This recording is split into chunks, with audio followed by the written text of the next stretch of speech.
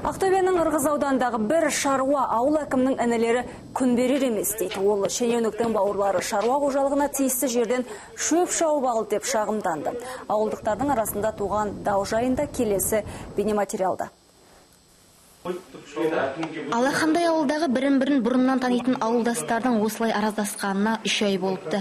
Барлығы сол Мәлік Дәулетовтың жеріндегі шөпті басқа қожалықтар рұқсатсыз шауып алудан басталған. Жекеменшікке қол сұғушыларды өз күшімен тоқтата алмаған ол журналистерге жүгінген. Құдіретім жетеді, менің інілері айтып тұр. Бүкіл жерін шауып алады. Мынада бәрі бар ішінде камерада. Мен ол інілерім басы қасында жоқпын. Сосын мен былай әкім ретінде барып былай қақтырып дауды шешкеніміз болмаса, біз жердің басына кәсіпкерге барып, жер мынау сенің жерің, қиығың мынау, сен былай шап деу құзырымызда жоқ. Біздің алып жетім міндетіміз. Ағалық ниетпен айттым, мойындады. Бұл кісі жаңа сотқа берді, милициядан қылмыстың ісі жоқ, азаматтық жолмен шешіліңдер, азаматтық жолмен шешіледі деп барып, туған ағасына қайратқа барды менің інім.